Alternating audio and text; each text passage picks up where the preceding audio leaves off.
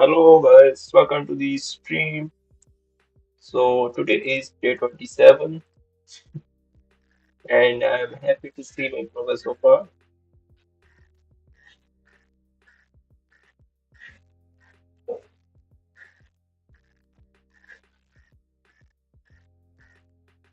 Okay, so today I will be doing animation. So I will be learning how to animate the things.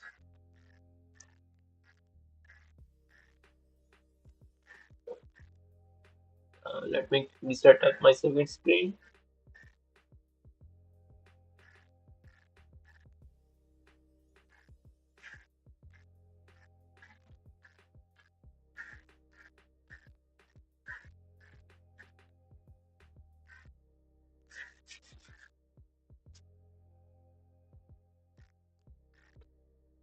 Last night I wanted to go live, but I don't know what happened. Like Wi-Fi was not working.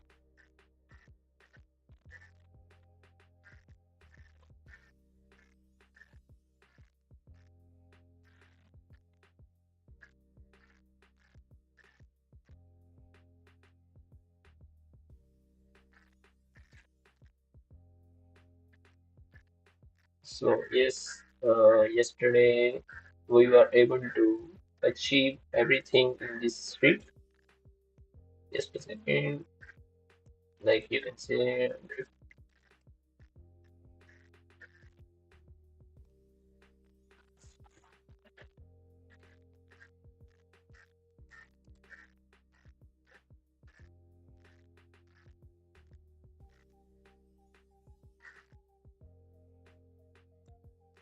Okay, so from today I will be doing last night like the Wi-Fi was not working, so I was doing this thing.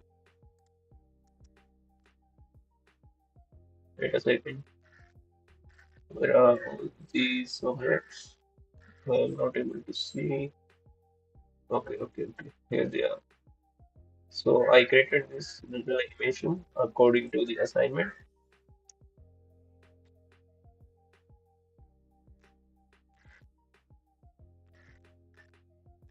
Hello, Daljit Singh, play GTA 5. I'm not going to play.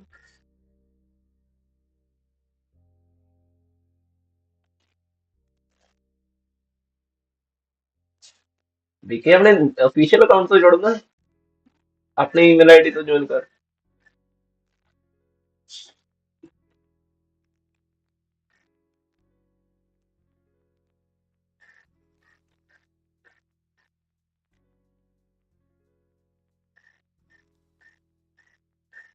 Okay, so today I'm streaming on both of the platforms, YouTube as well as Twitch. So I hope like OBS Studio is going to manage all of this.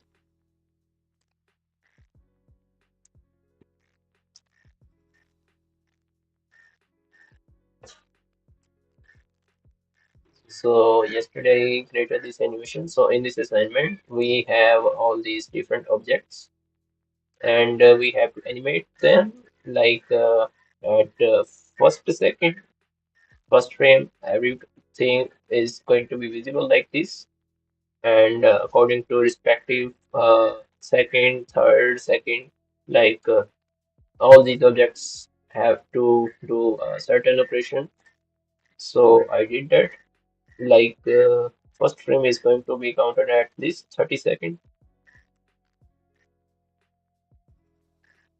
So as you can see, so I added this, change the size. You can just scale this to 2x and then rotate it along y x-axis. Yeah, x-axis. And then going up, this fading away, and this one increasing in nose size like this. For this, I added that shade keys.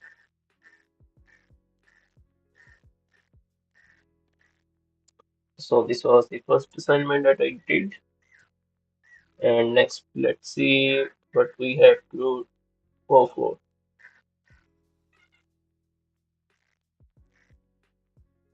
And the course that I am doing, like I am already in module 5. Oh, sorry, I'm now in module 6 so far. Like I have completed 5 modules, and now we are in sixth module. And so far, like I have completed almost most of the things. There are total 8 modules.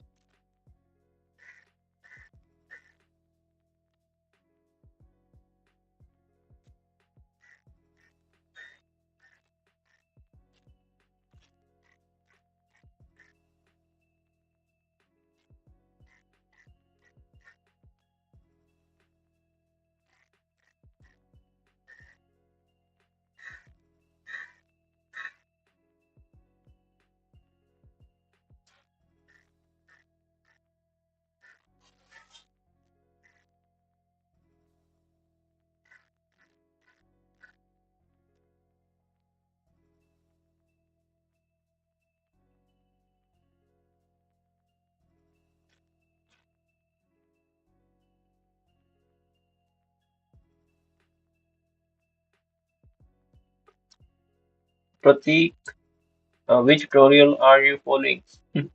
I found a course, like it is a paid course, but I found it on Telegram. So it is a course provided by professor of How YouTube channel. So right now, like I am following that course.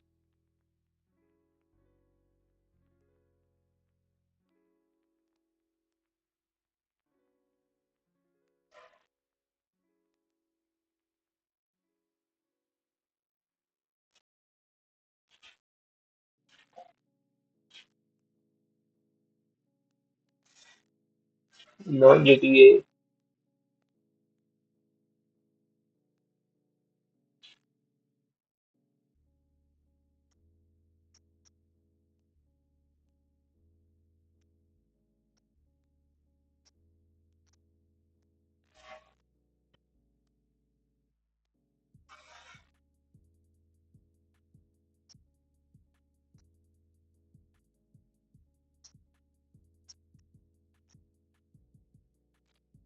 Daljit Singh, stop spamming.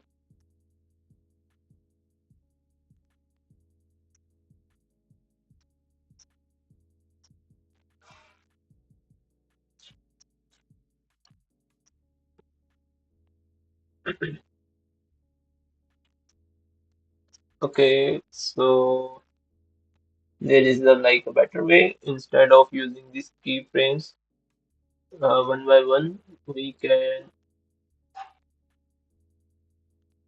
use auto keyframe.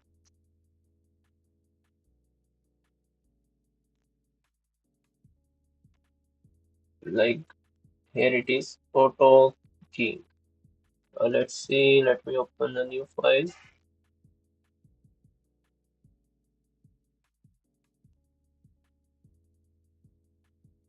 Let's delete this. Let's add a monkey.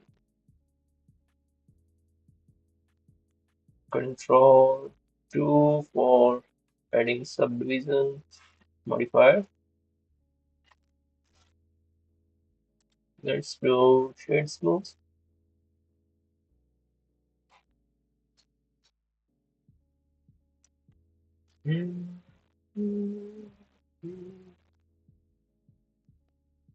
Can you share the Telegram link of where you got the dots? Just a second. Like this is not a good thing to do, but anyways, like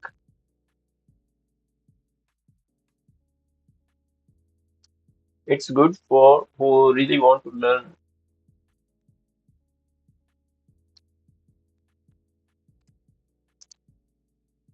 On Telegram, like there are already 4,673 subscribers on this channel. If you search Professor of How 3D course, you will get that link. Uh, where to copy this link? Copy link.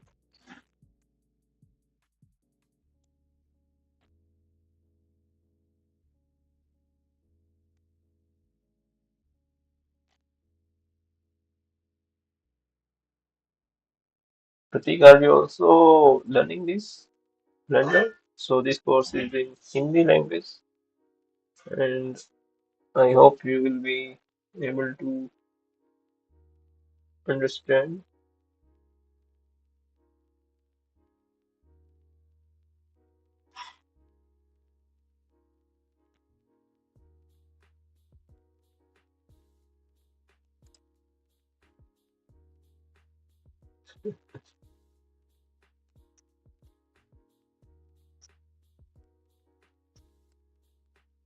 Yes, I am also learning Blender. So are you a college student?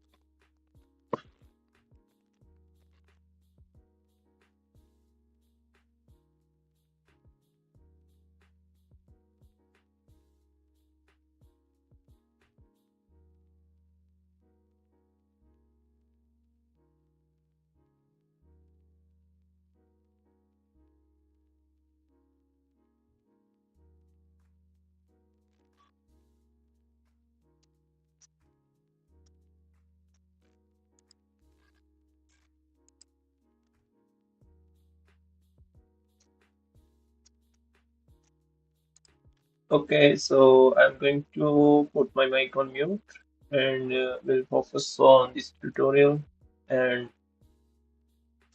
later I will turn on. Or if you have any queries, you can drop it down. I will read your comments. And also do let me know if I am speaking and the mic is not turned on. Do let me know. Like I watched my stream of last night and I saw that I was speaking, but my mic was turned on, but the music was very high, so nothing was audible, and I was just speaking. So do let me know about that thing. So yeah.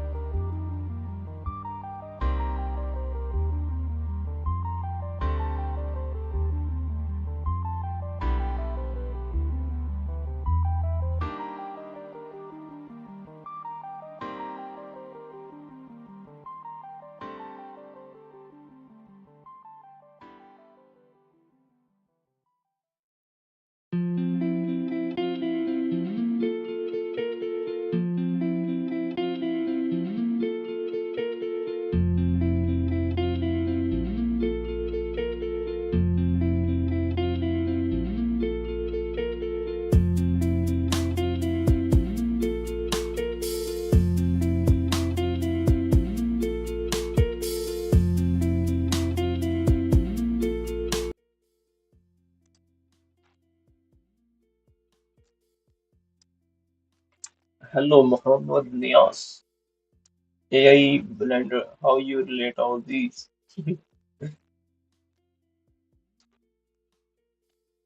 So these are just different tools. We are humans, we can learn multiple things at a one time. So yeah, I'm just learning what I love.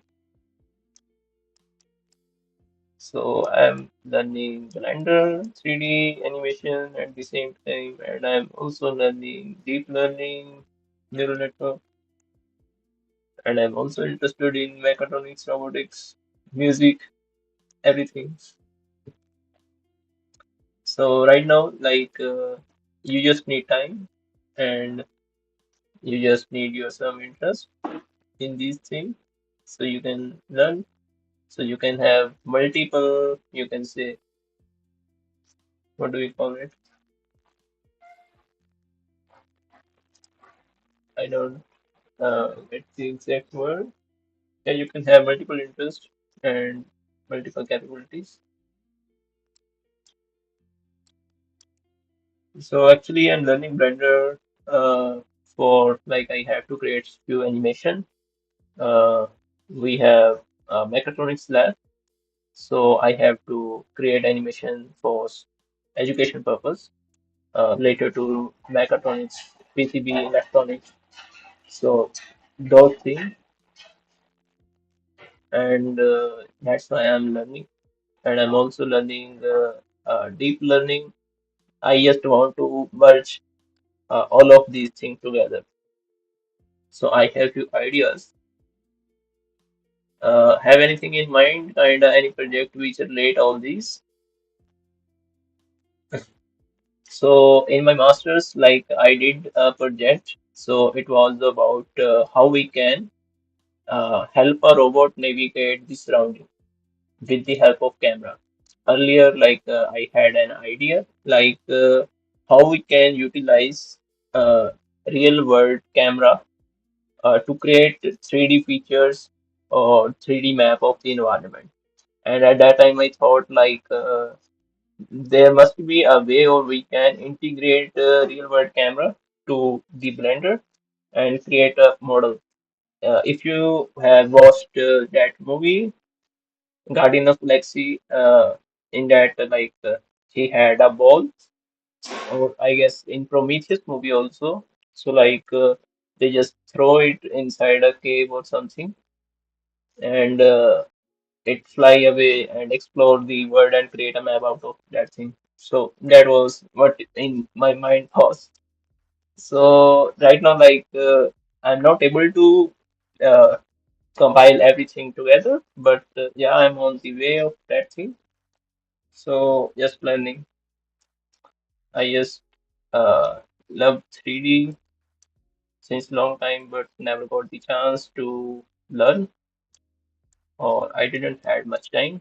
So right now, like you can say, I'm unemployed and just learning and utilizing my time instead of uh, wasting on social media. So that's the thing.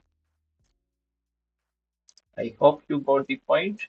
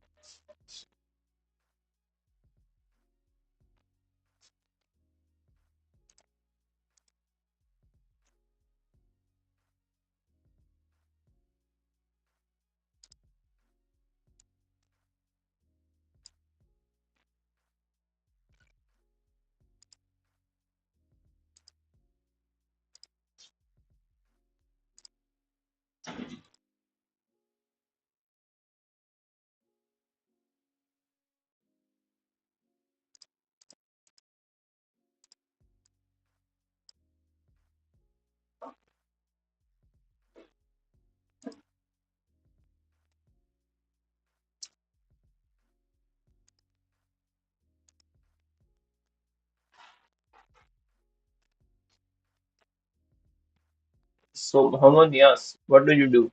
Are you a student?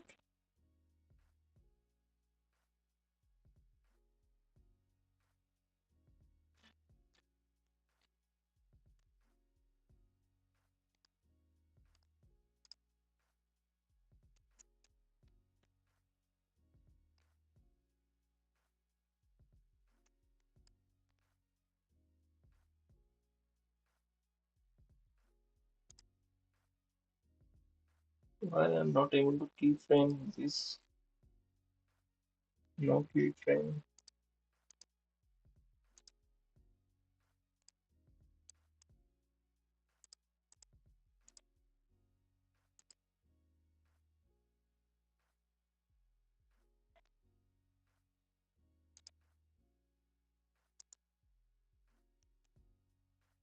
Okay.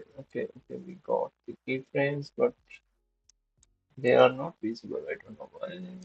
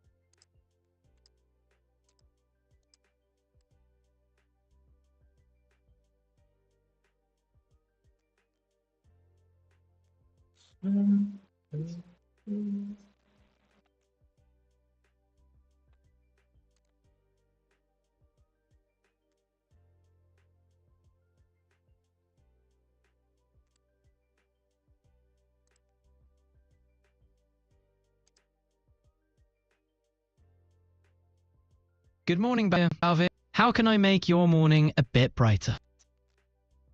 Hi, GPT. So, can you help me a bit? Like, I'm using Blender and I'm trying to learn about animation. So, I was adding a keyframe for the coloring, but that keyframe is not visible in my timeline. hmm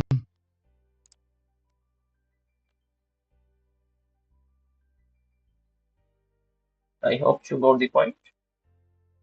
Hmm. Sounds like the keyframe might not have been set properly, or could be in a spot in the timeline you're not expecting. Double check you're on the right layer and frame. If so, try setting another one, but make sure the keyframe button is actually clicked. Sometimes it's finicky. Think you might have missed a small step or something? I don't know, like I missed any step. So right now I'm in like layout viewport and I went to material property and changed the color of the monkey. So after that, I added a keyframe.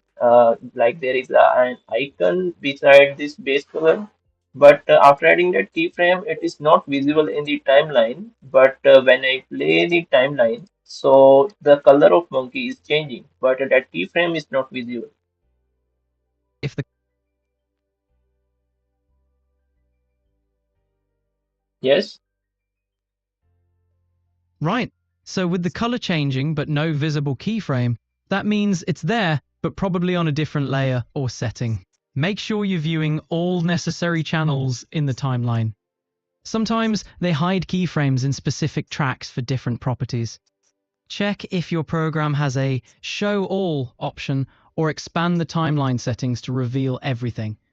You might see the hidden keyframe pop up. Yeah, that's a good point you picked. But like in the timeline, there is tab, or you can say a side window, which show the summary. But in that summary, I'm not able to see anything. Seems like you're almost there. If the summary shows no keyframes, it might be filtering out certain types. See if there's a filter setting or view mode in the timeline to include keyframes for color changes or properties. Programs sometimes separate different keyframes into categories or tracks, so make sure color changes are being shown. It might just be hiding the info you're after. Make sense? Yeah, that makes sense. But can you help me out? Where can I find those settings you mentioned? In animation software, they're often located in the timeline panel or in a gear icon nearby. Look for options like Show Keyframes, Filter, or something similar. Depending on the program, it might also be under a View menu or as a right-click option in the timeline itself. Poke around those spots, and you should find the right setting to tweak. Want to give that a shot? Yeah, can you be specific, like how to do it in Blender 4.0? Got it. Blender 4.0. In the timeline, there's a filter icon near the top right. Click it and make sure All is selected to view all types of keyframes. Also, in the dope sheet or graph editor, same thing. Make sure filters allow all keyframes to show. Does that reveal the missing keyframe? I found an option in timeline view menu, so there is frame all, but Ex- not other thing.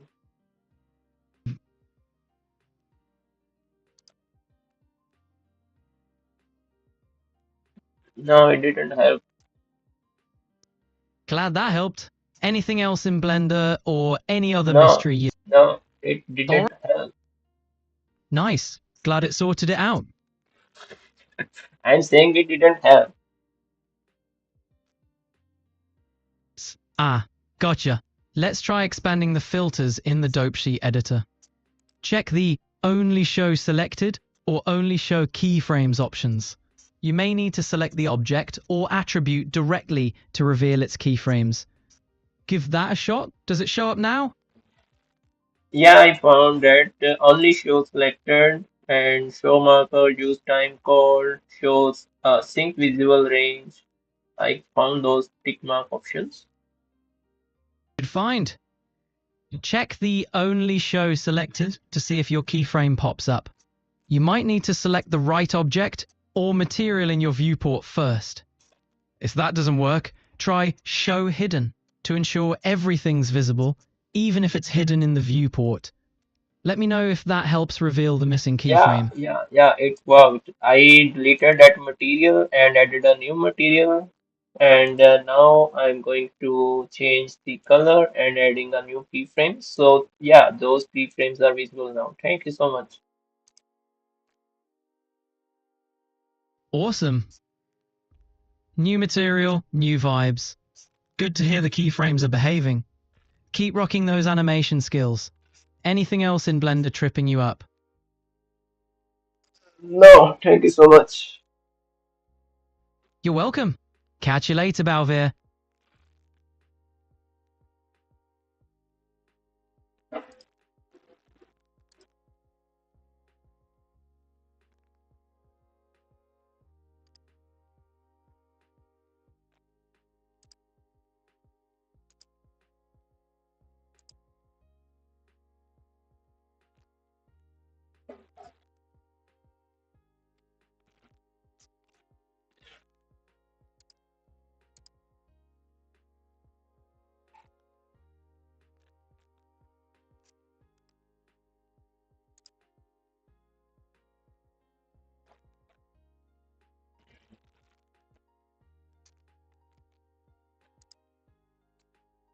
First of all, my name is Veer, not Balveer.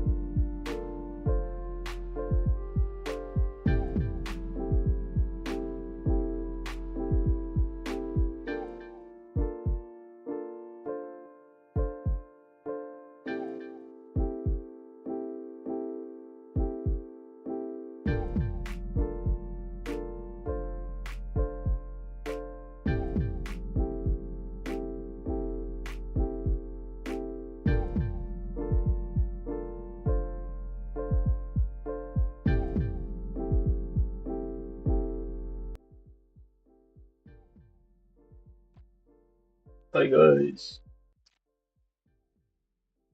Twinkles. So far, like what I learned is that this is auto keyframe option we have.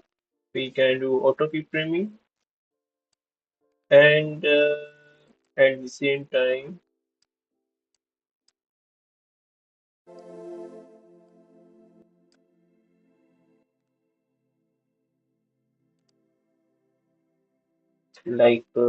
this is a doc sheet.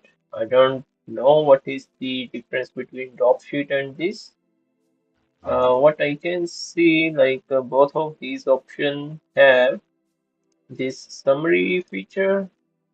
Everything is same. I don't know what is the difference at the moment. Okay, so here we have interpolation, handle, keyframe tab, and same options are there in top sheet. This is also known as top sheet. So what is the difference? Okay, so these options are a bit different. Like there is snapping, this is filter, and here we have keyframes timeline. I guess that is the difference. So in timeline we have these controls that is different, but in this timeline like everything is same, but the difference there is no difference in this timeline. That's what I see.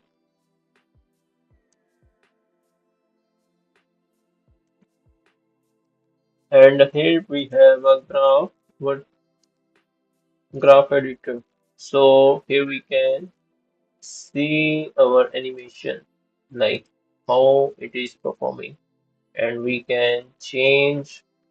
We can tell by seeing this graph, like how it is going. Here you can see it is going along x positive and y positive, but after this point, like this point, after hitting this, so it is started decreasing toward minus x, and that's why this graph is decreasing.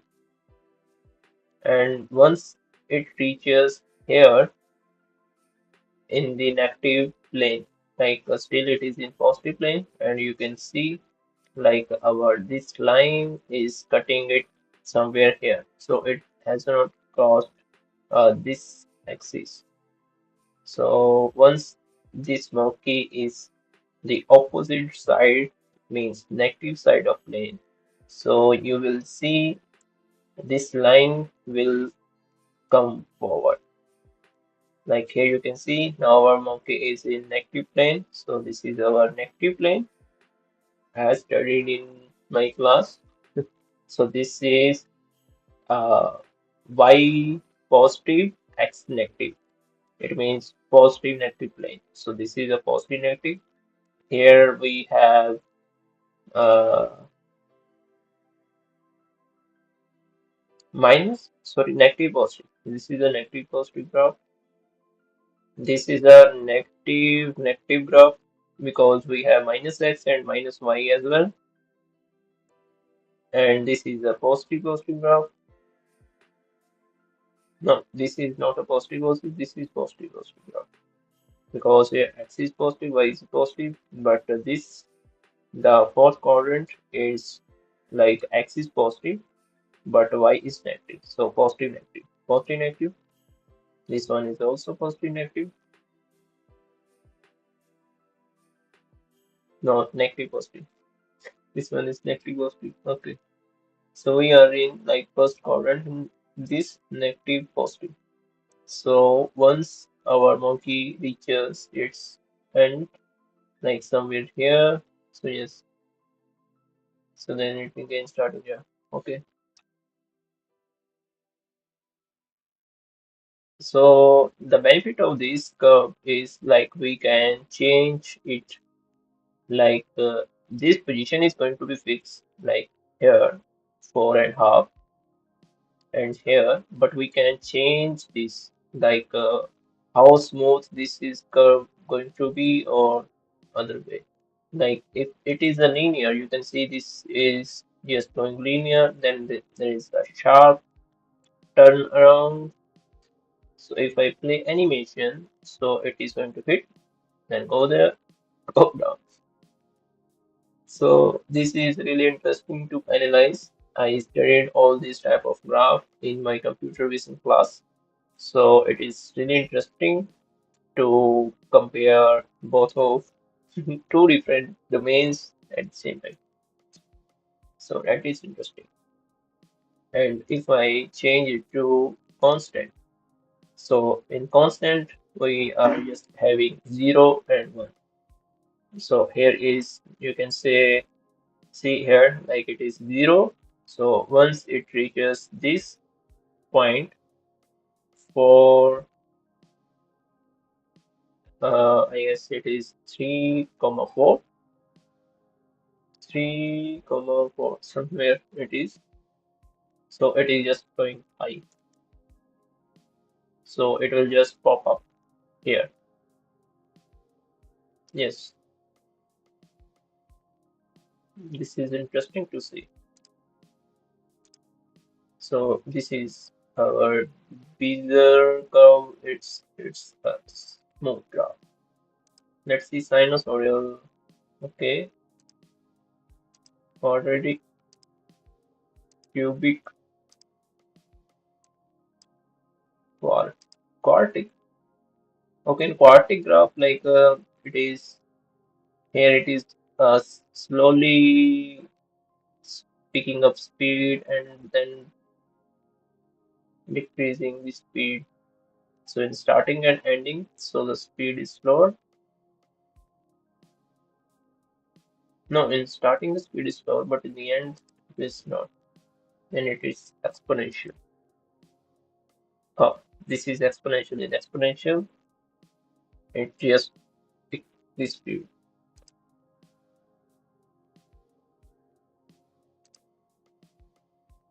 Wow, this is interesting to see up down up down.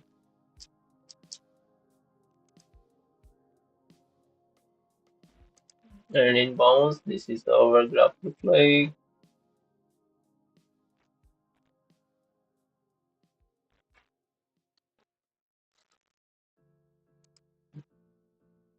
And if our object has like in computer vision, we study this topic like how we can remove noise from the image or filter out. So there are two ways to do that. One is like pixel way, like we can change the pixel, we can apply a new filter, and after doing correlation, like we can do that filter. Like we take a filter of 3 by 3 matrix and we apply that filter to every pixel. But there is another way that is known as a frequency, you can say modulation. And in that, what we do, we take an image. First of all, we uh, pass that image from, you can say, frequency extractor. So which extract all those frequencies that are present in our image. So, for example, if like there is a red color, so there will be a different frequency wave for that red color, different for green, different for noise, and that way. So, if we have to delete that noise, so what we just do, we just mute that frequency. Like for example, if we want to remove noise, so we will just pick that frequency and remove it. So that way, so there are two ways to apply that thing.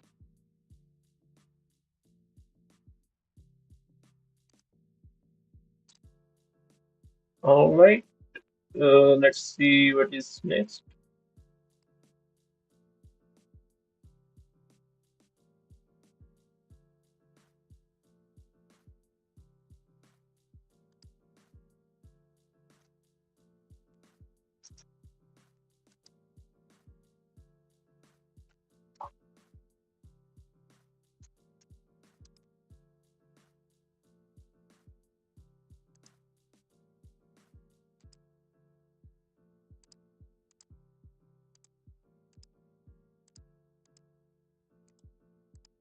I noticed one more thing, like here it is showing a green line.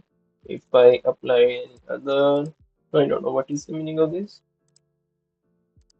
but in this bezier, it is not showing, but it is showing in all other.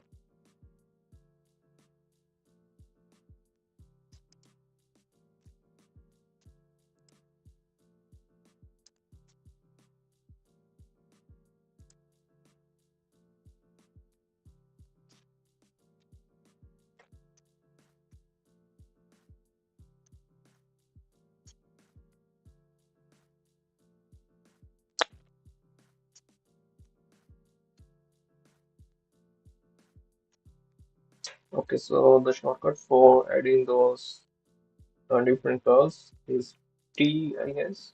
Yes. So T is for set keyframe interpolation. Interpolation means like manipulating, or you can say interpolating the middle frames. For example, in a timeline, we have first second and second second. And if we are using 30 frame per second, like in this video, so from 1 to going toward second second, so there are total 30 frames, and we are manipulating those frames. My friend from Masters, he worked on GAN interpolation. Like he was removing, like for example, there is a video which has a lot of uh, blurriness, or you can say blurriness is basically like there are a lot of frames that are, you can say, missing. So to remove that noise, uh, what he did is he applied GAN interpolation. So in it, what happened? Like he picked middle frames between these two timelines of first and second second, and then pass through GAN.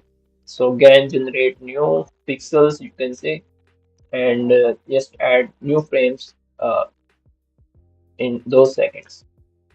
So in this way, like after applying that thing, so the video will be smoother, or you can say the blurriness will not be there. So that is what his work was during masters.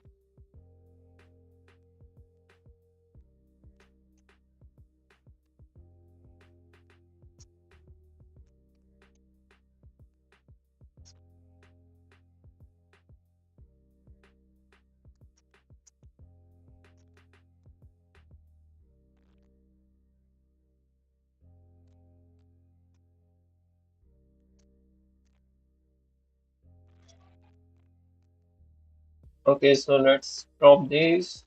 Let's go to first frame by pressing Control and left arrow, or Shift or left arrow. Yes, Shift or left arrow. Okay, with Shift and arrow, we can go to first and last frame, you can say. But if I select all these key points and then press Control, then move, no, Shift and move, no. There was a shortcut. Uh, how to move between those key frames? Shift, left arrow.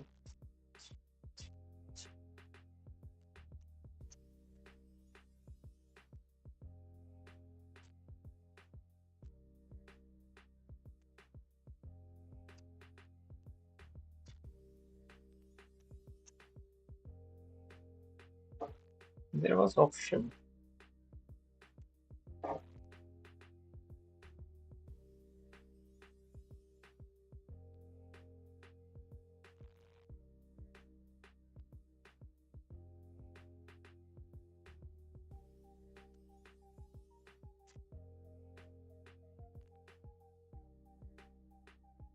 Okay, so by pressing yes, upper and lower key without any other key. So we can just no more keyframe to jump in this section. Okay.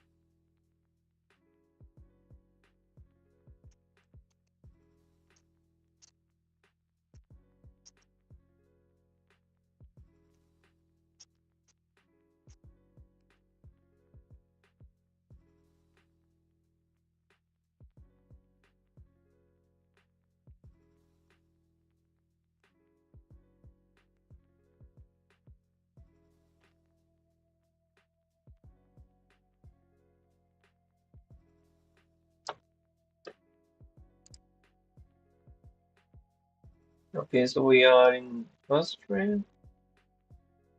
So let's apply keyframe.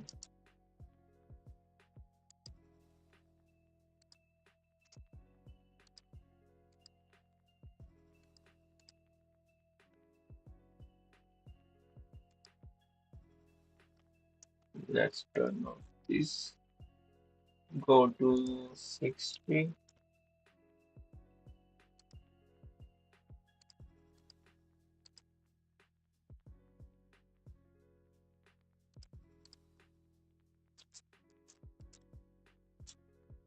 Let's move monkey bug G Z O and let's say keyframe.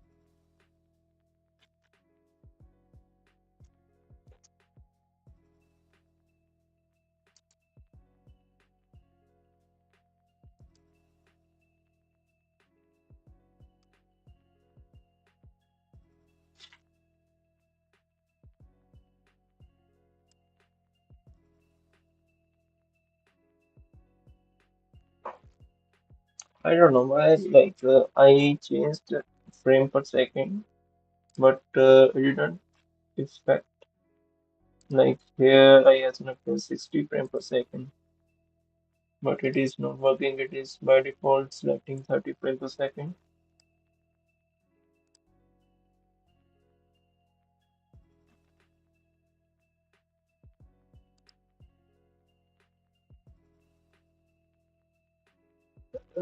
This is rendering option. This is the output option, I guess. Format range.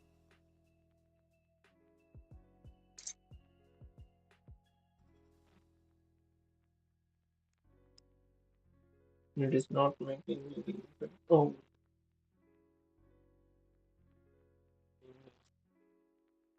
But I don't know, like, is there any bug or what it is? Why this is not changing?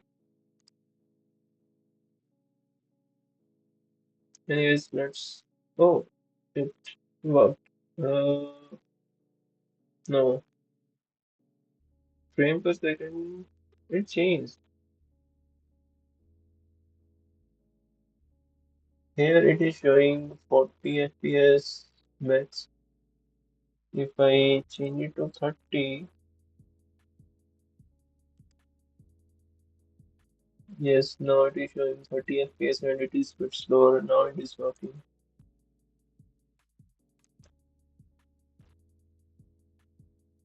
This is motor.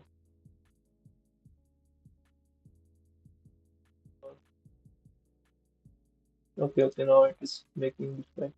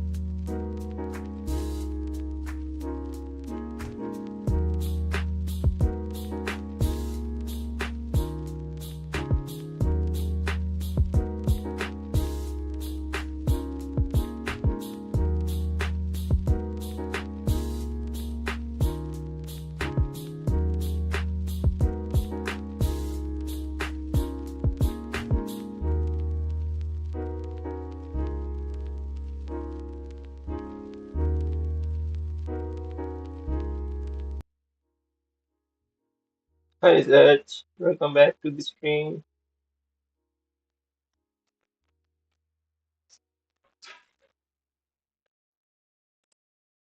How are you?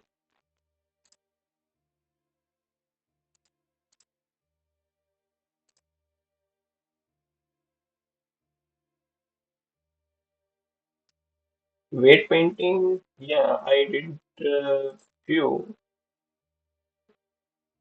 Like weight painting help us to properly, you can say, animate. I did that thing for the monkey, I guess.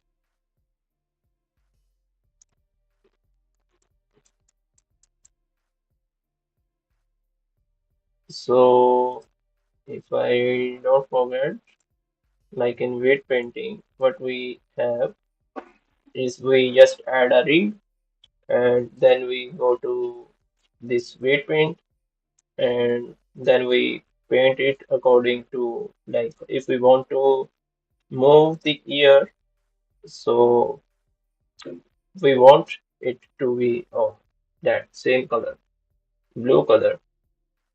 If there is a red color, so that is will be also taking effect, I guess. That was something like that. I did that thing. Yeah. So right now, like, my focus is on animation. So yesterday I was rigging the car using that what do we call that? Add-on. Yeah. So I did that. So it worked in the end.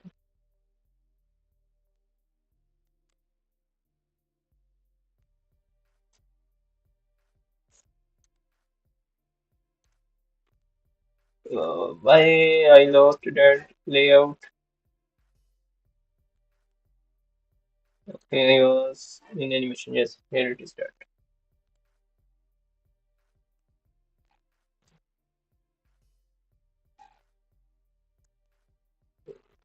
So right now, like, I was learning about that graph and like how we can uh add that thing. What do we call it? Just a second. Let me add a new horizontal split.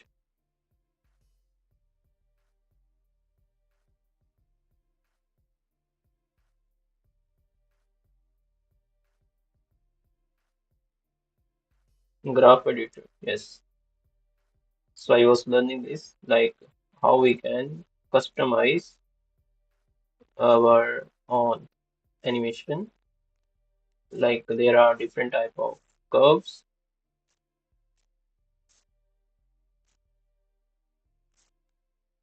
how we can create our own interpolation.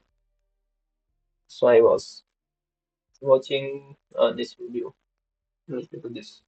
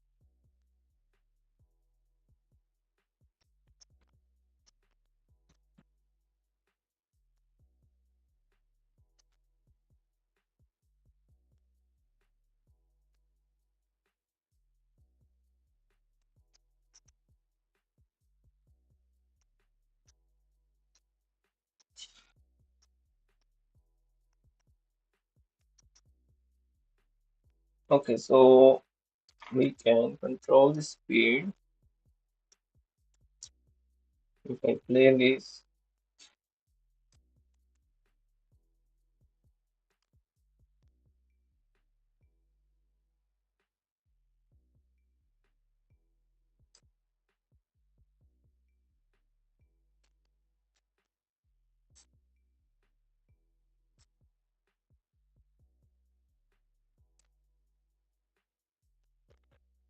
okay, so not only speed is changing, but it's position is also, I guess, changing. Like earlier, it was touching this line.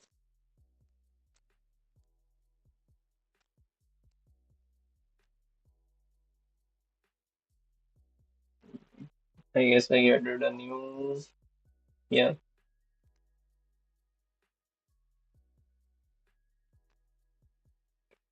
it means like our keyframe just changed.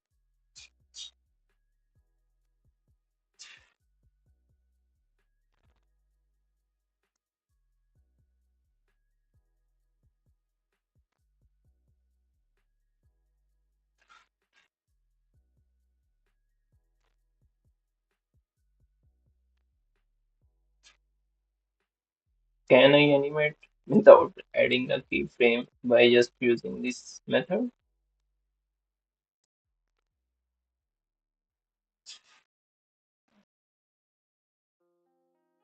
If I need to go to that negative side, what I need to do,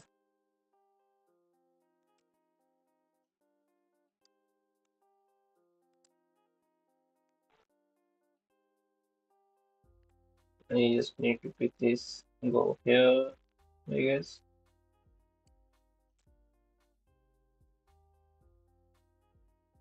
No.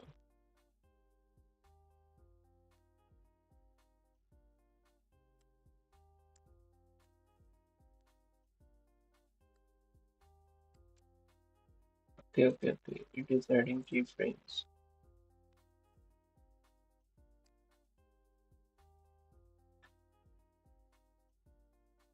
I thought it was working independently.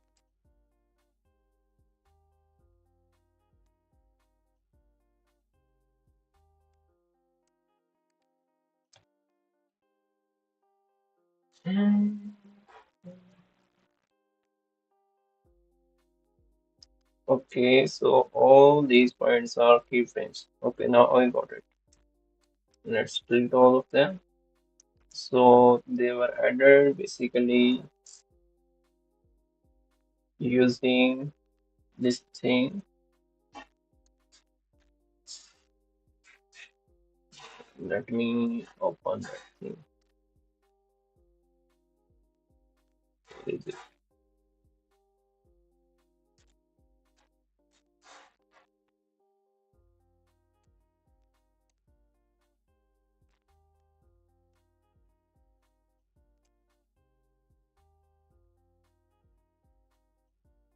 Timeline.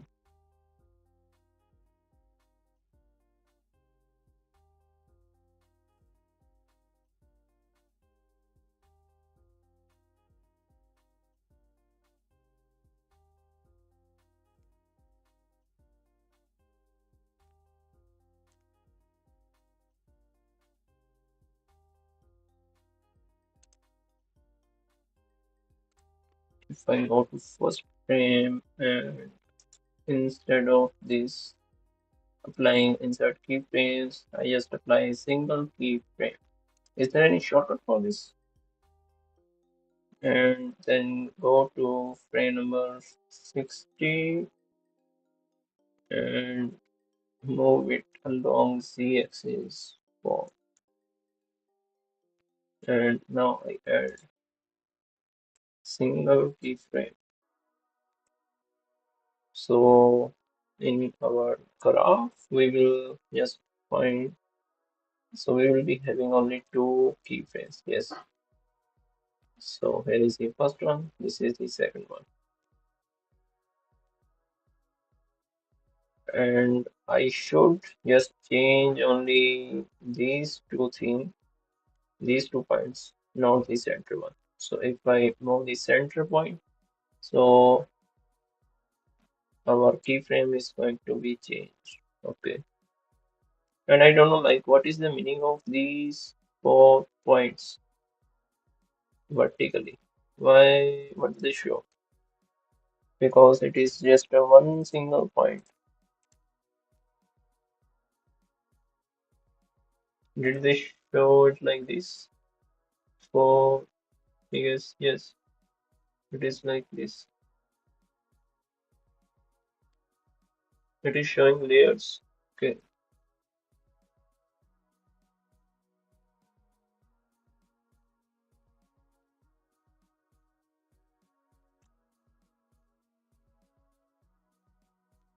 Okay, let's play it. So if I want to in starting to be like slow,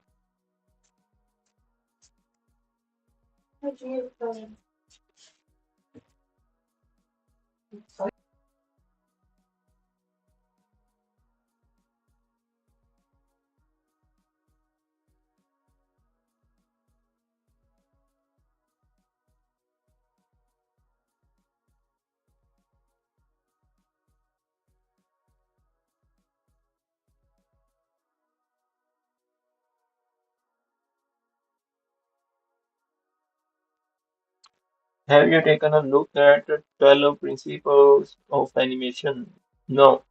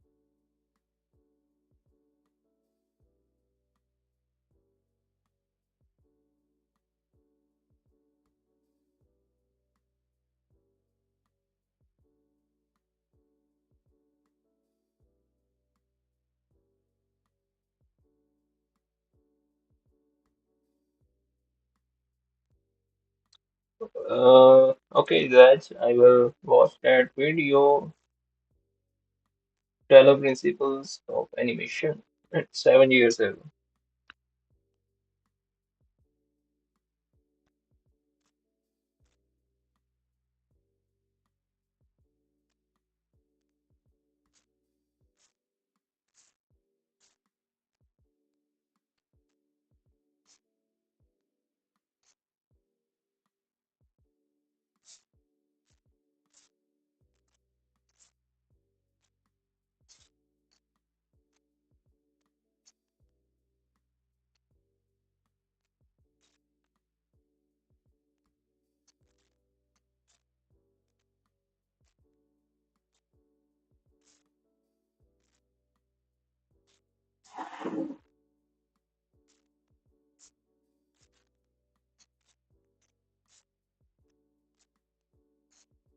Squash and stretch. Okay.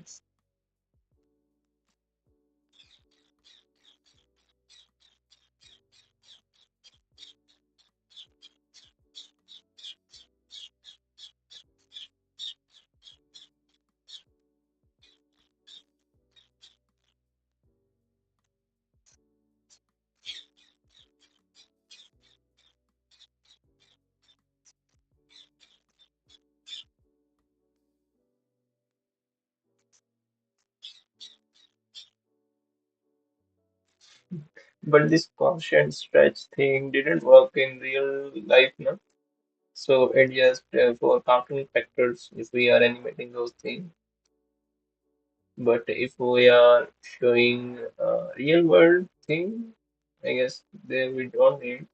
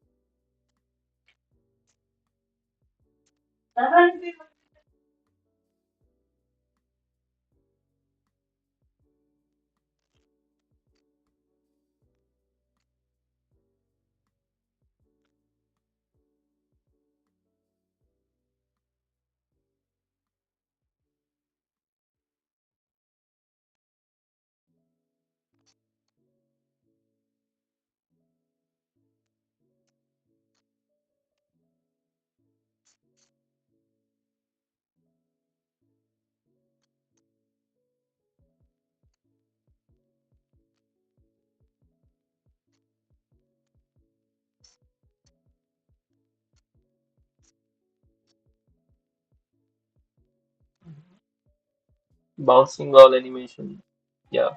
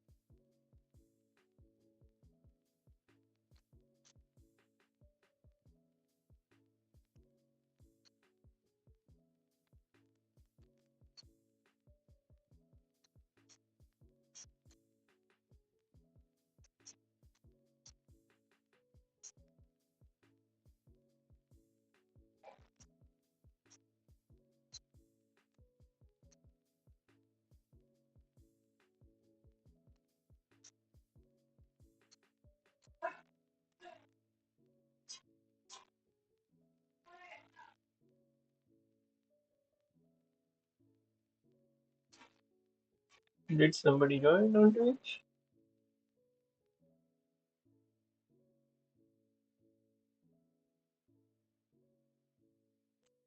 Hi, how are you? What is your name?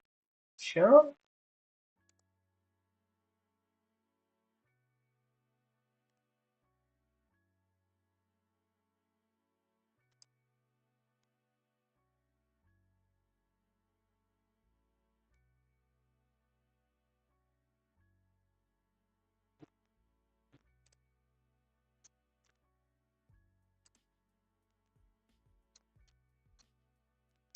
still a bit sleepy. I have just woke up. Okay, so you are doing first time chatter. Sorry, I would not be able to stream my chat on the video. What about you? I am feeling energetic, and today I'm learning about animation.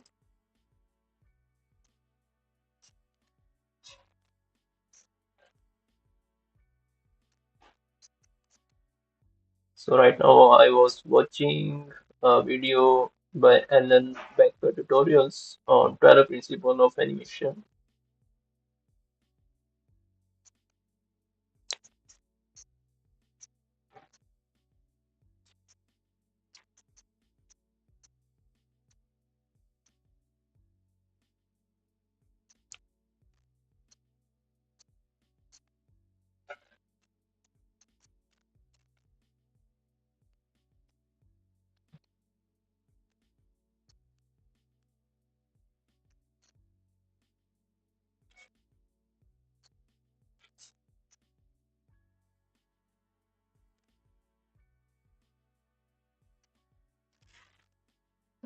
Did you know that the animation system in Blender will change in version 4.4?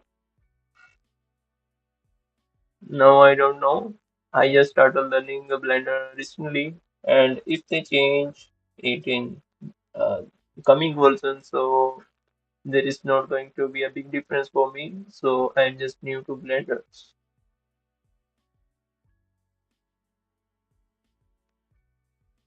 The developer responsible of the animation module has implemented slotted actions. Okay, that is saying maybe you could find a free bouncing ball rig for Blender. Okay,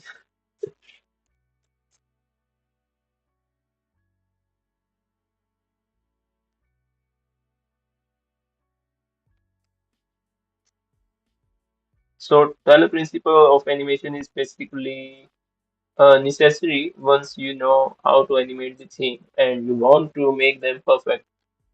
So I guess at present moment for me, I should focus on learning the main core fundamentals like how to animate the things, and I guess after that I should try these things. What do you say, Zach?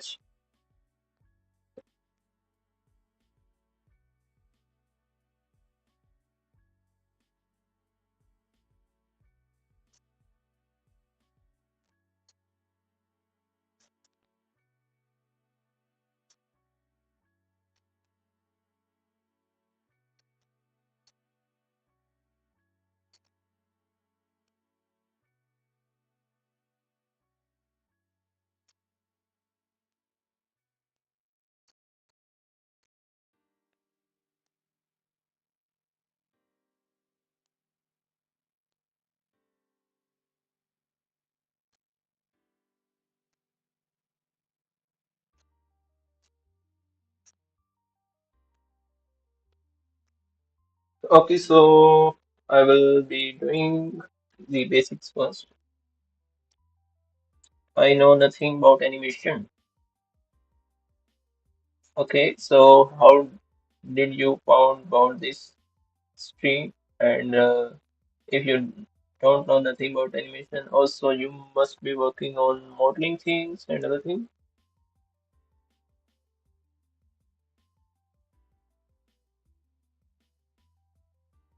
That is saying I kind of want to see you animate a simple animation.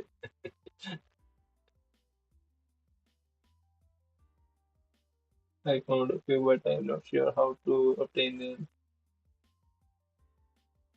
Okay,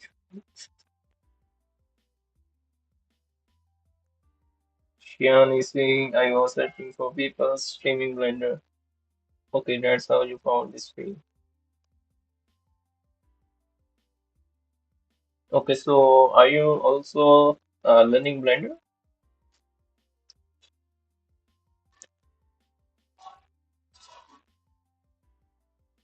It's kind of fun, especially for mama.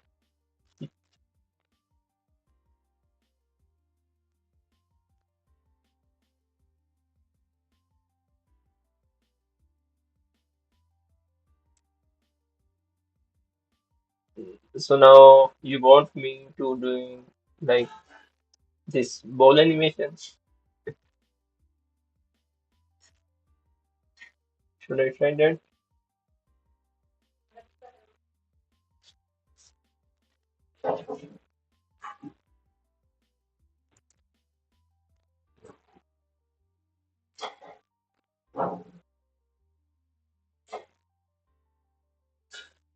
I currently don't blender open at the moment.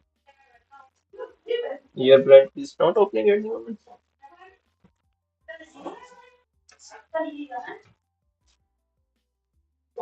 Okay, so let's do something. Okay, so let me cover this tutorial that I was learning about. After that, that I will try to do that, animating the ball using that technique.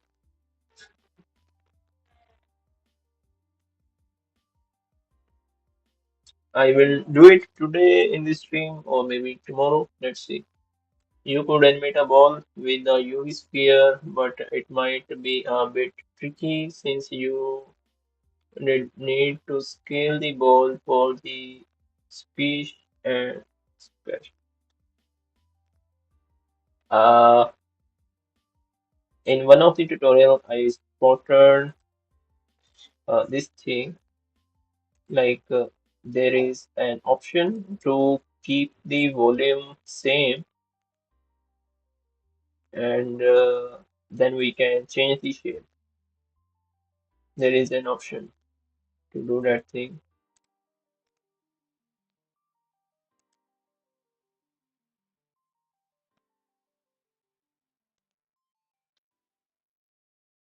Let me ask GPT how to do that.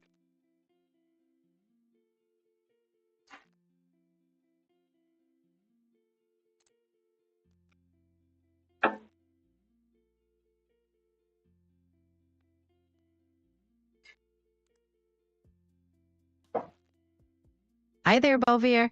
How's the human world today? Hi, my AI friend. So I want to ask you few questions about Blender. So are you ready? Uh, Yep.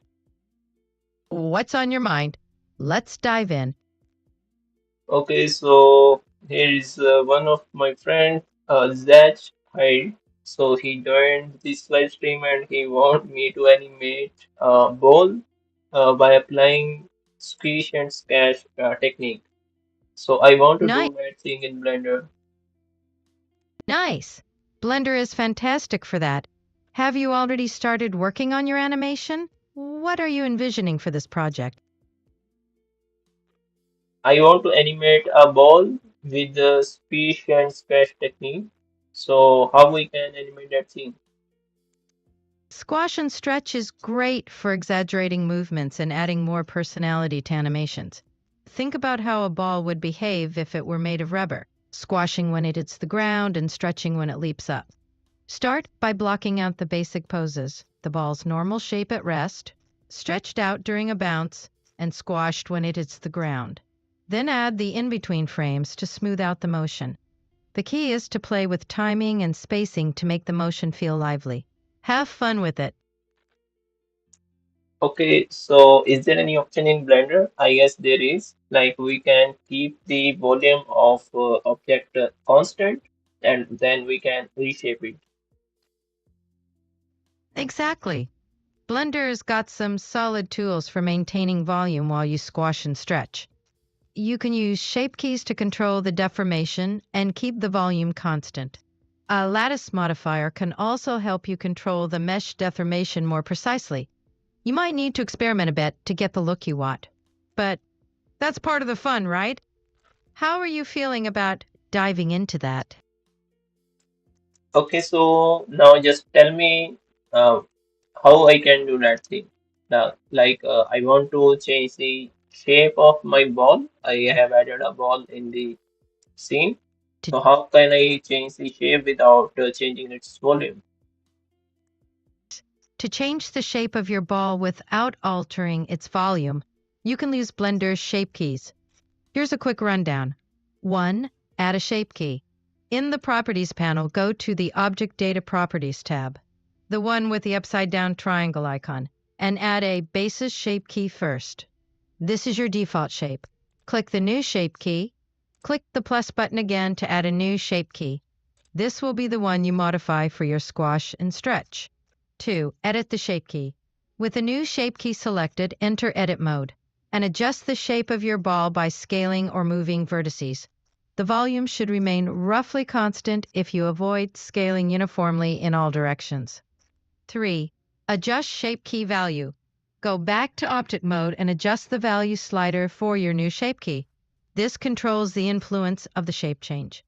This way, you can animate the transition between different shapes without losing volume. Ready to give it a go? Yeah, that is interesting.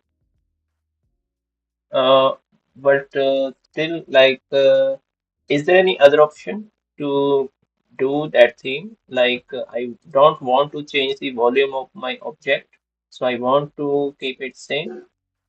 So I don't remember, like, there was an option. To keep the volume the same while reshaping, another option in Blender is the lattice modifier. Here's how you can use it. Create a lattice. Add Yeah, a lattice object to your scene. Shift yeah, that option. Now I remember, so I can just add a lattice modifier. exactly. Add that lattice and use the lattice modifier on your ball. This way you can adjust the lattice to reshape your ball while maintaining its volume. You can tweak the lattice's points to squash and stretch your object however you like.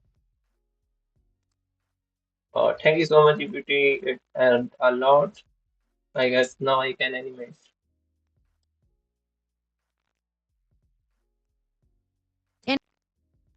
Anytime, Balveer. Have a blast with your animation. Catch you later.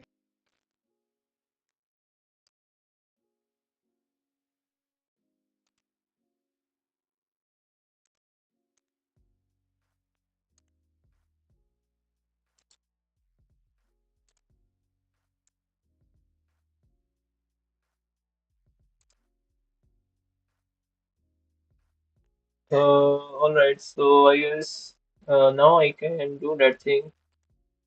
Zach, you have to help me in this.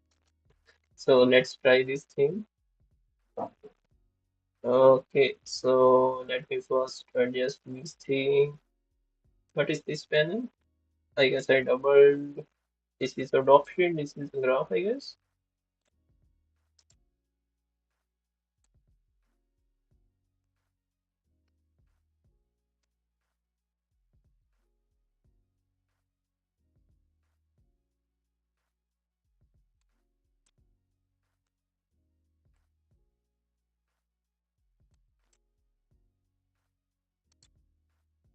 Let's do vertical split. Let's graph.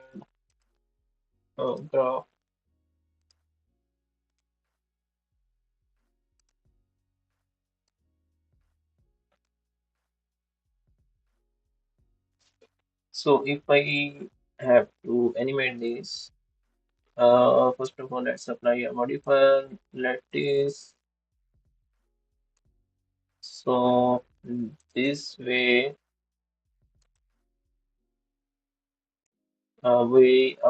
like the shape of our object is not going to be changed. Wait a second. I already changed the shape.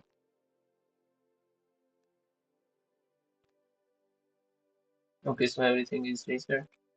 We have lattice. Now if I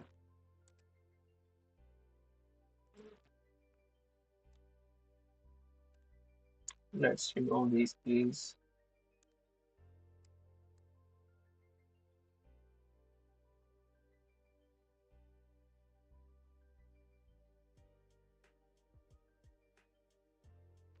Hey there, are you here?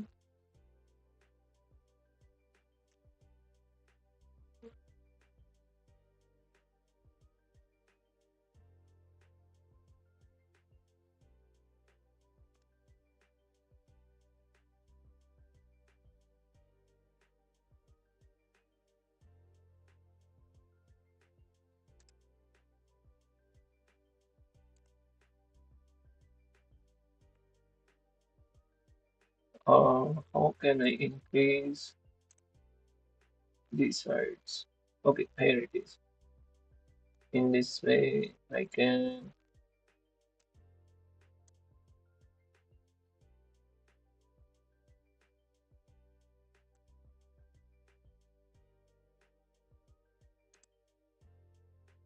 So now if I select my object,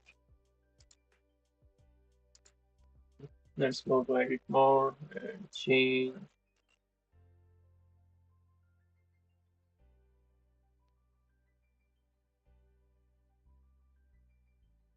Is it working or not? Let's add a new wall.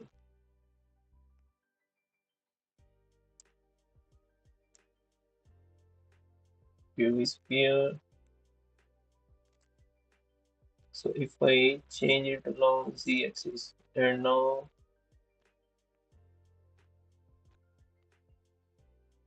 let's go to object mode, UV sphere,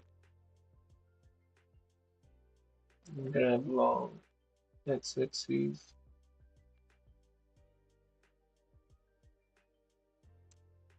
Now if I go to edit and let's increase it by scale it along z-axis by 2.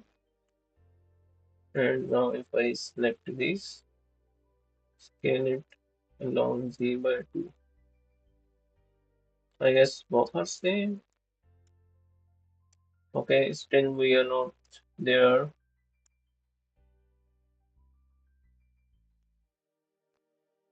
Um,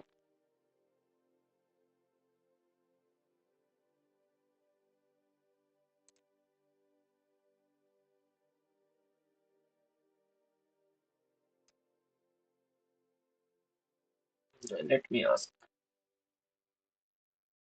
AI.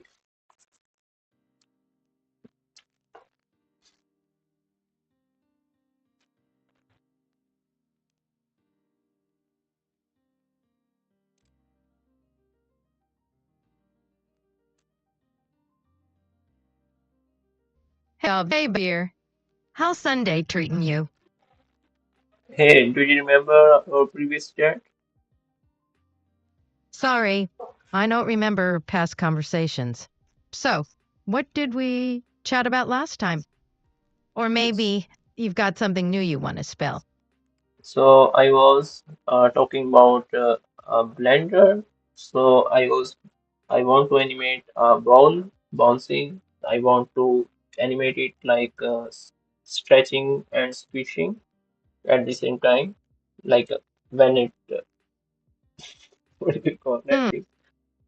Yeah, Hey, you're looking for that classic squash and stretch effect? It's a yeah. key principle.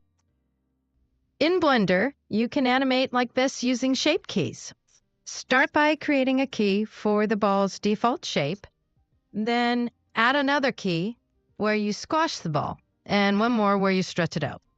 Adjust the timing of these keys to get the right bounce effect. Remember to use the graph editor for fine-tuning the movement and make it look more natural. Okay, so can you tell me about that lattice modifier, which help us to not change the volume of our object and still we can change the shape?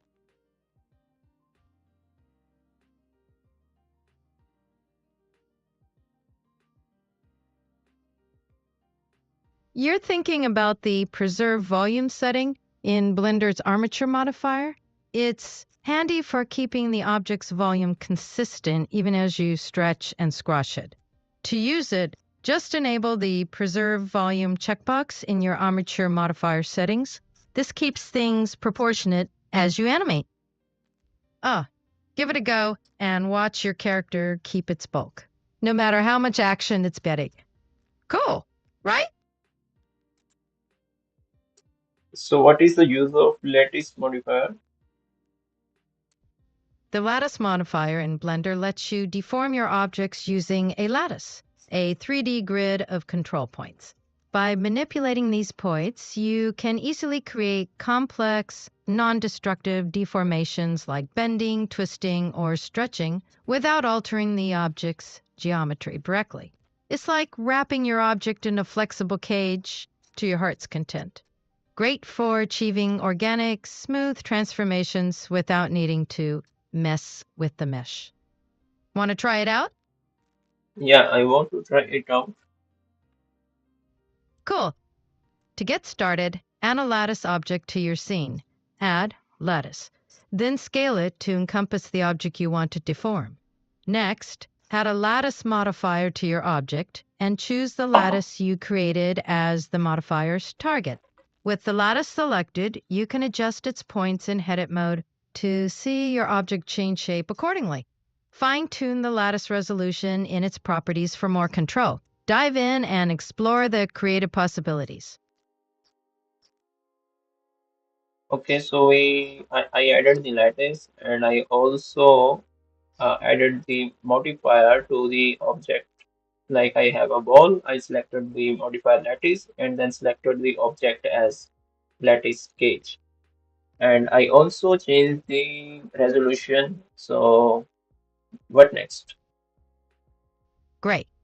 Now, switch to edit mode with the lattice selected. Here, you can move, scale, or rotate the lattice control points to deform your ball. As you manipulate these points, you'll see the effect on your object in real time. Play around with different transformations and see how the ball takes on the new shapes you create. Okay, ready to shape-shift your ball? Yeah, I'm ready, but like I didn't get it. Like, do I need to go to edit mode of lattice or I need to go in edit mode of my ball? You'll want to go into edit mode for the lattice itself. That way you can tweak the lattice points and watch how it affects your ball dynamically. The changes you make to the lattice in edit mode will directly impact the ball's shape based on the deformations you apply. Ready to mold that ball into something unique?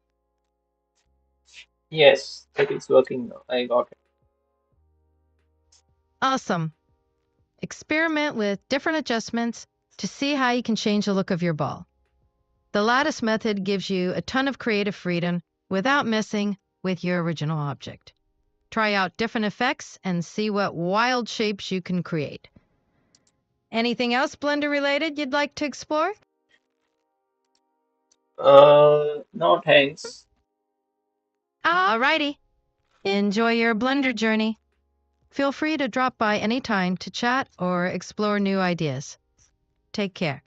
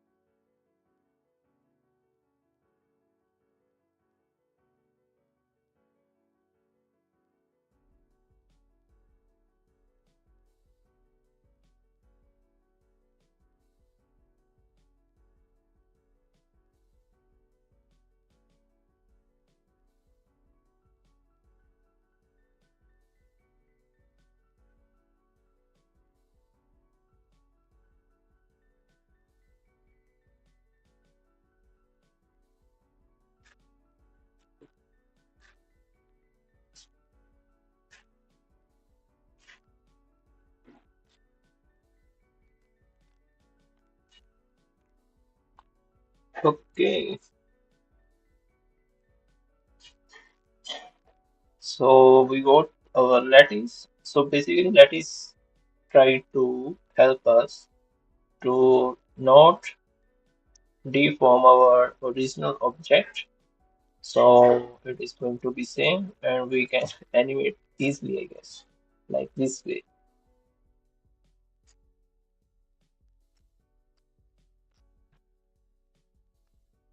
And it is going to affect only the selector tool. And we need not to use that thing. That's good. I guess now we can move toward adding our sheet keys.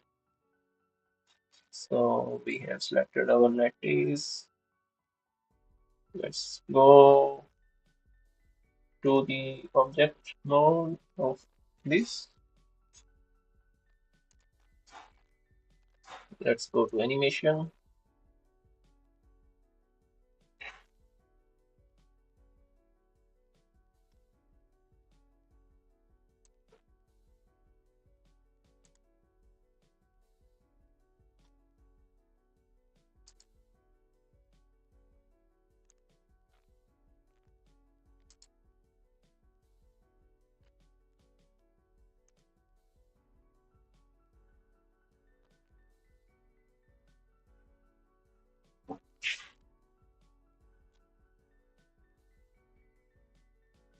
Okay, so I will create an animation like this. So the ball will bounce, then it will fall back, then again bounce like that. So yeah.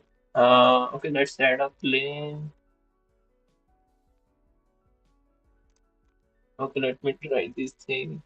I don't know how I'm gonna do that, but let's try. Let's see how much I done so far. So in first frame, we are going to keep it there. So let's add the frame. So our first frame is added. So now if I go to this frame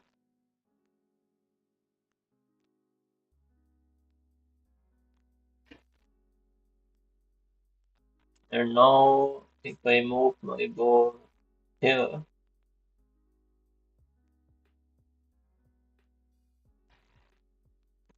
so it should show changes according to like let's okay, so first of all let's do the basic one. So our ball is there.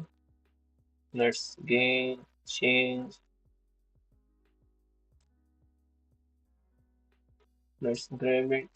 It is going to be here like this. So if I preview, so this is how our animation look like. There you go. Here it comes.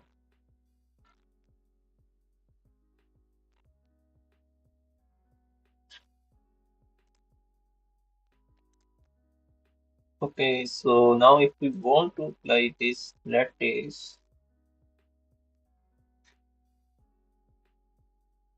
let's take instruction from GPT and let's see what it says.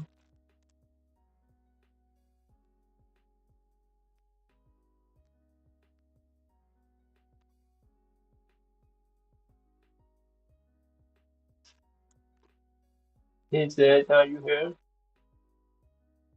I'm doing this for you.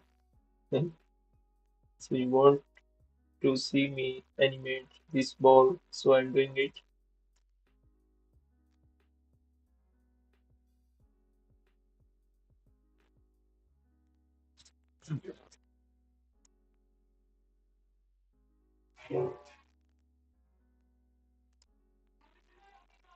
Hey GPT, so now you can give me instruction like how to do that thing.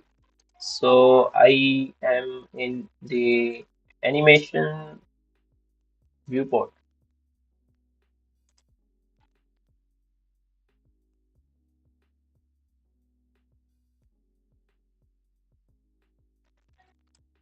Hey, are you listening?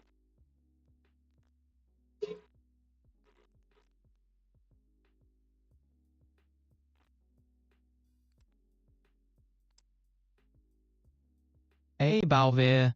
How's the world on your side?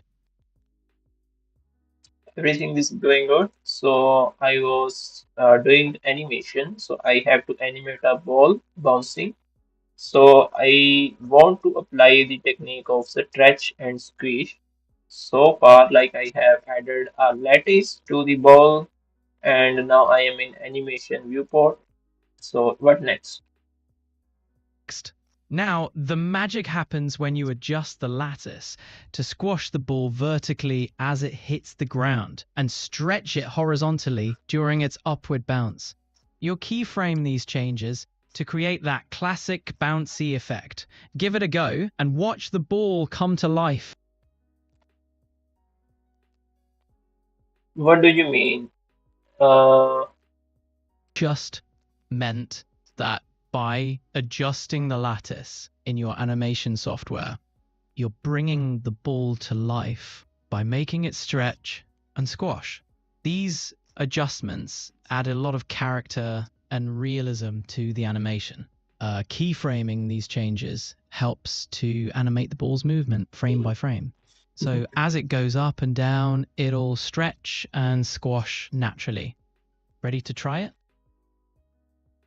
okay, so you mean I need not to duplicate the lattice. So instead, I need to place my ball inside that lattice cage and just animate the ball as it is.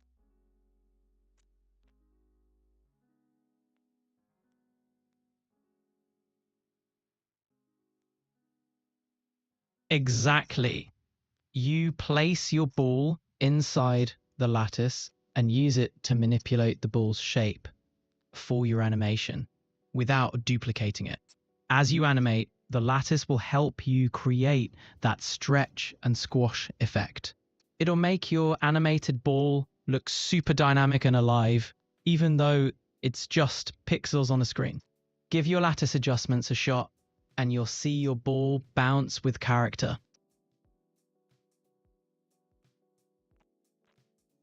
Okay, I did that thing, but lattice is not following the ball.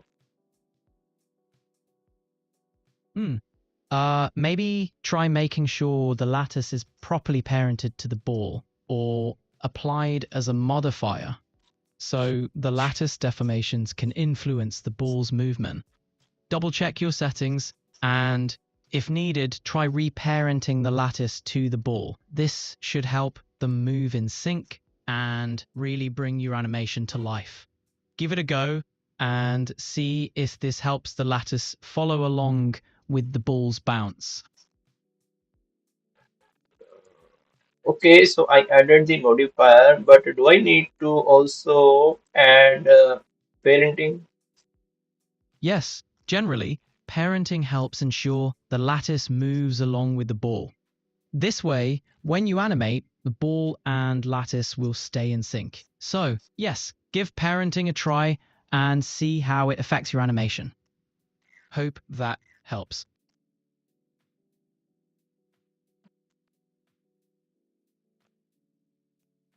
All right.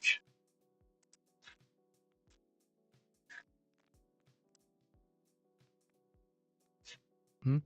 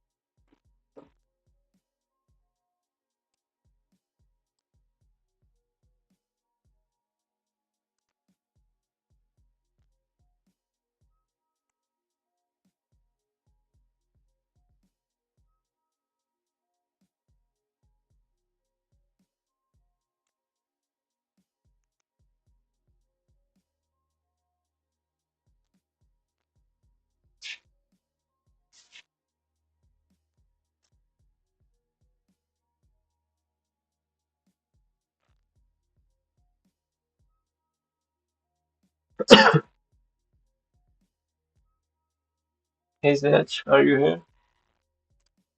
So this is what I have done so far. So I added constraints so that this ball don't go outside.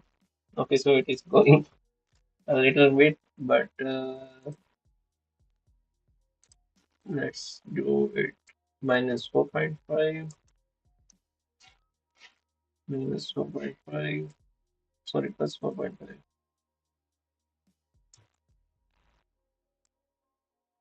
Still going outside. Let's keep it 4, minus 4,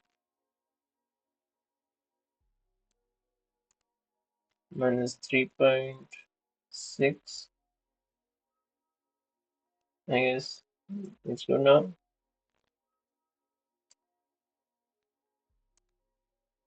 3.5. Okay, I guess this is good. Okay, so the shape of ball is not changing at the moment. So what is in my mind? I will duplicate this lattice along these balls. So whenever the ball is near, so it is going to, let's change this shape along y-axis. So I'm going to do it like this thing. I don't know what is the actual way to do this, and I'm also going to increase the shape along this. I guess this way it is going to work definitely. Let's keep it here.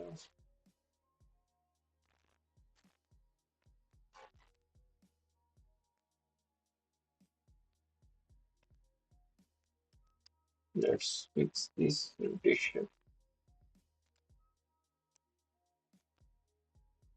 Let's place it here, scale it a little bit.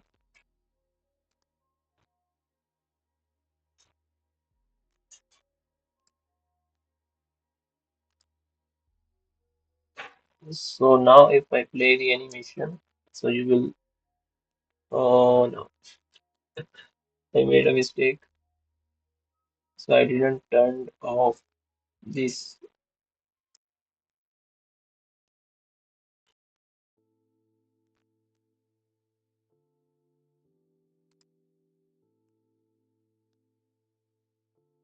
I'm going to delete all these keyframes. Take it on.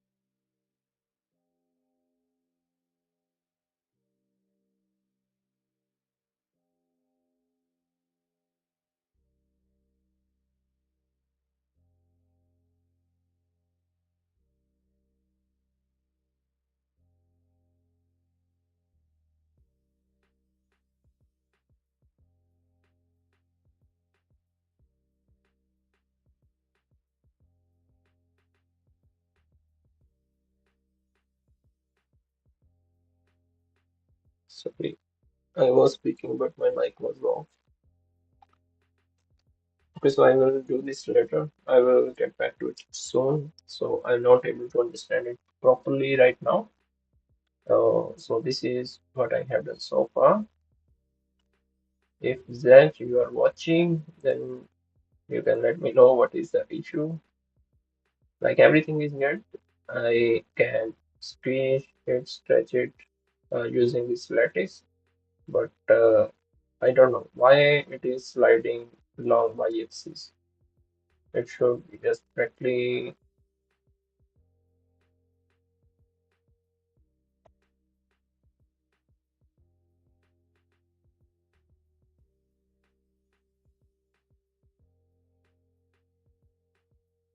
It is going to work. Why?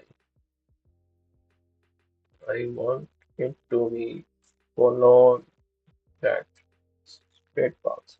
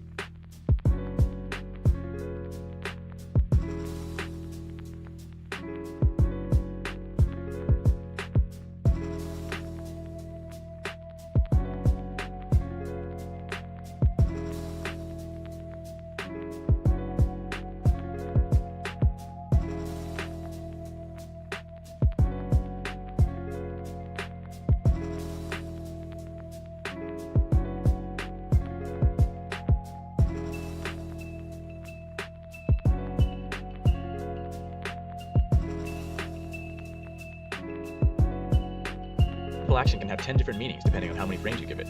This man is leaning from one shoulder to the other. With no in-betweens, it looks like his head is being hit by a tremendous force, nearly snapping off his neck.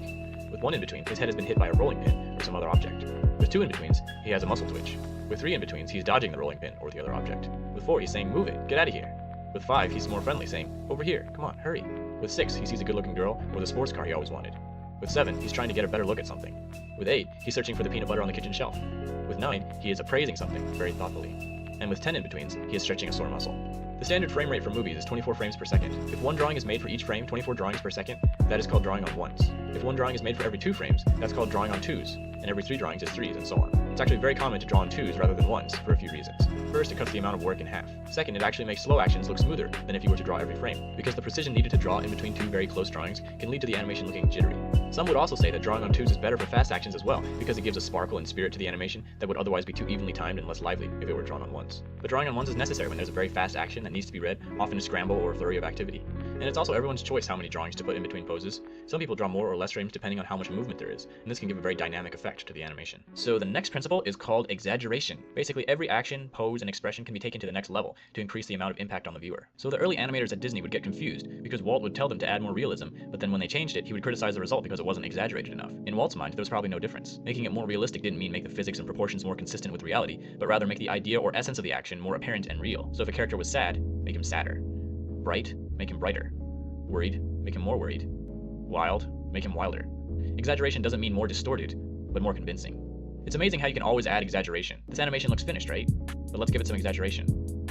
Now when we compare the two, the first one definitely looks less powerful, even though earlier we thought it was finished. When motions are quick, the exaggeration needs to be bigger in order to be noticed. This still frame looks way too extreme to be realistic, but when you play it in motion, it looks less extreme. That's because a lot of the frames that your eye perceives in a short time are less extreme frames, and only one of them is very extreme. So in order to boost its presence, you can either make it stay on screen longer, or make it more extreme. Since it's hard to tell how much room you have for exaggeration, a good rule to follow is to push the exaggeration level until it actually becomes too much. Then wind it back until you're satisfied with it. This way you see the whole range beforehand, instead of shooting in the dark. So the next principle is called solid drawing. This principle is about making sure that forms feel like they are in 3-dimensional space with volume, weight, and balance. One thing that makes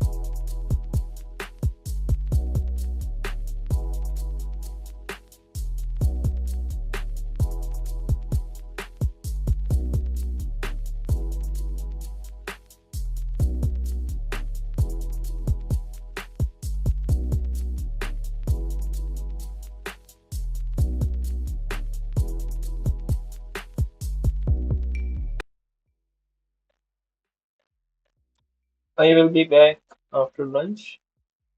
So yeah, after lunch I will spend some time learning concept.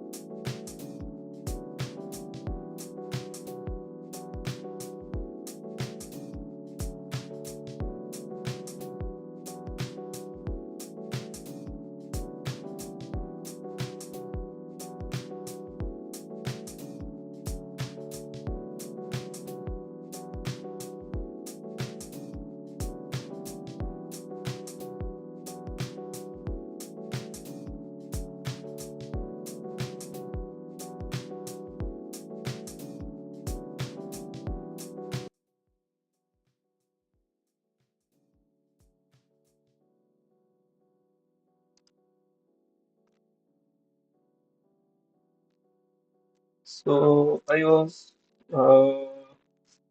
doing this. So there is a modifier. So I was learning about this cycle modifier.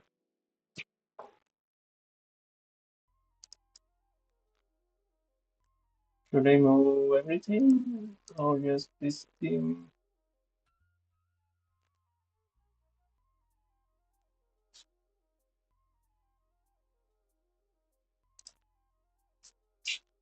Please give me my computer. Which computer? My computer. Can you hear me? Punjabi ਚ ਕਿਵੇਂ ਕਹੂੰਗਾ computer ਨੂੰ? Computer. ਕੋਈ ਪੰਜਾਬੀ ਬੰਦਾ ਕਿਵੇਂ ਕਹੂਗਾ, ਅੰਗਰੇਜ਼ੀ ਚ ਕਿਵੇਂ ਕਹੂਗਾ? ਕੰਪਿਊਟਰ।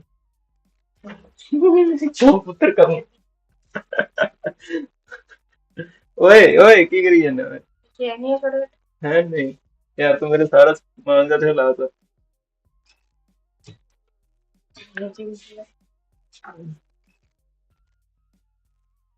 ਇੱਧਰ ਦੇਖ, ਆਪਾਂ ਪੱਖਾ ਕਮਾਉਣਾ ਹੁਣ।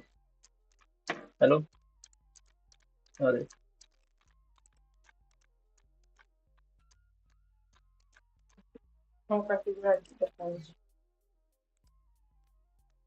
ਕਿੱਥੇ ਗਿਆ?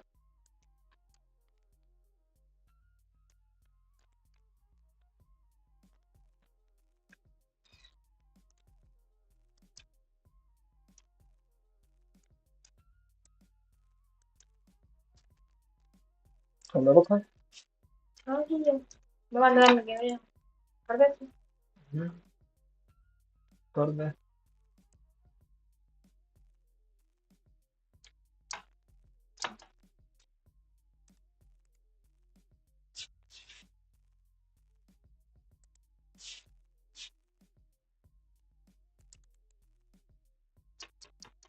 नेट चल रहा है। नेट तो चल रही है। मैं बड़ी स्टेक पे चलाई थी। चलाई है।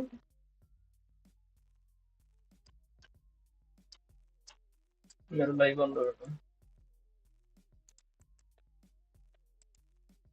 ਫੜ ਦੇ। Let me just complete this.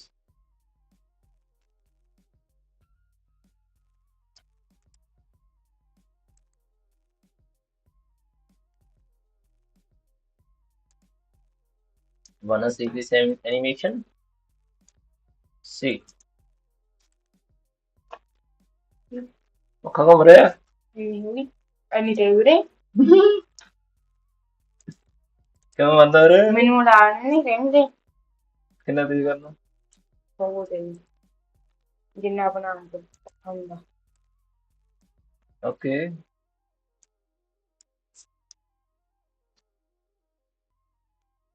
रुक रहे ना? Okay, so here we need to add. Why this graph is not visible? Okay, graph editor. Here is the graph editor.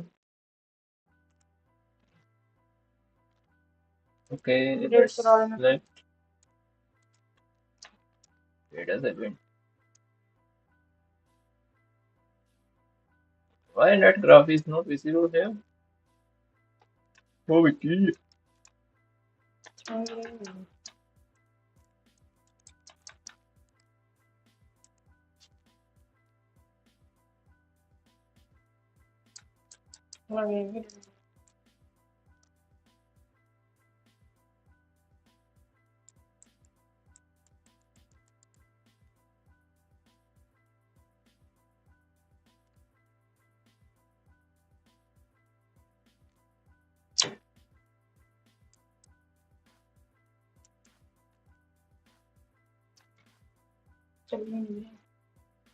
यार अंदर की करता। Just a second.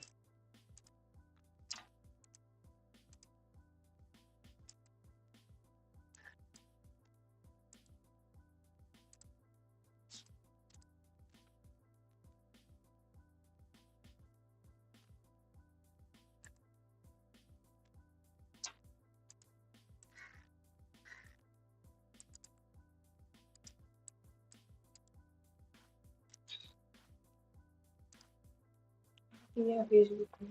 Yeah. Okay, in this I need to go to N panel. N panel. Modifier, generator,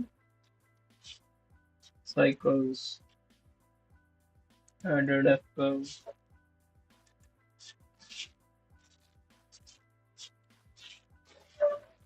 I don't know. I don't know.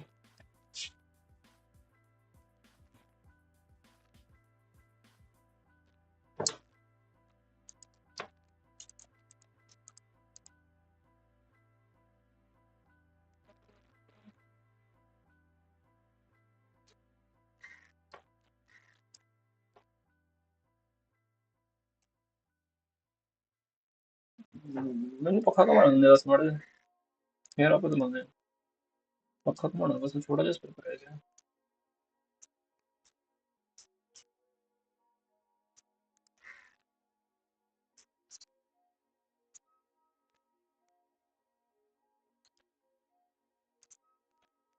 I'm not able to see this.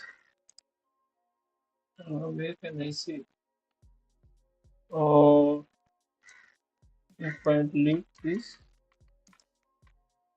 and reset this and then reset this and add a keyframe and then at 30th frame I add 180 and then add a keyframe. So now our graph is visible. So now if I add a modifier cycles and now play the animation, so it is playing. Let me turn this off. So now let's see. Okay, it is working but not properly.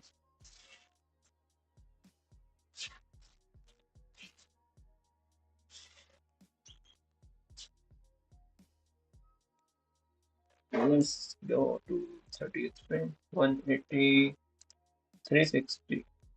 Let's rotate it 360. Let's try now. Yes. Okay.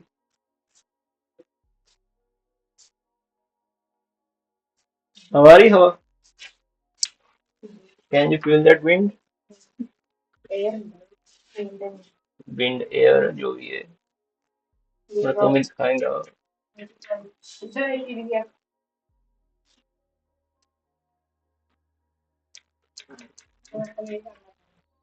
all right guys, so I'm going offline now, so that's all for today's stream. So you see this kid, he want to play GTA but I don't have any GTA 5. So this live was for 43 minutes. Oh no, it was too long. Okay, so I need some rest now. It's already 3:46 o'clock. This animation, believe me. Are you kidding me? This was a basic one. You're making fun of me, no? I know. So basically, like the main goal behind it was to learn the concept of modifier. So, like instead of just copying those keyframes again and again, so we can add cycles. So this was new to me. It's a joke since a fan blows. Yeah, fan blows here. We can simulate that thing also. Okay, Zach, thank you so much for joining. And I don't know why you didn't reply after you told me to animate that bouncing ball animation. I tried, But I don't know where you were. Why didn't you guide me after that? Color of the deep Degree in color. another. Anyways, so I will try to create that animation using those principles of animation. 12 principles? I guess there were 12. So I will try that stretch and squish. So I was just facing few issues there. I will try to get a better way. So yeah, that's all. Bye bye. Tata. There are ball rigs out there for Blender. Okay, but if we want to do it manually, do you know how we can? Or like, can you tell me if you tried that thing once? Like uh, about my approach. Like, was it correct or not?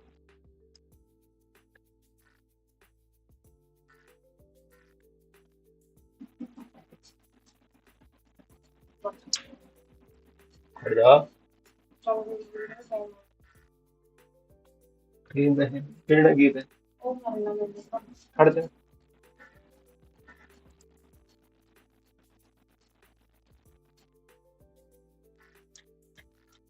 Okay, you could try using those if you find one that works. Okay, I guess you also have no idea about that thing. Okay, I will try. And yeah, thank you so much for joining. Bye bye. Bye bye.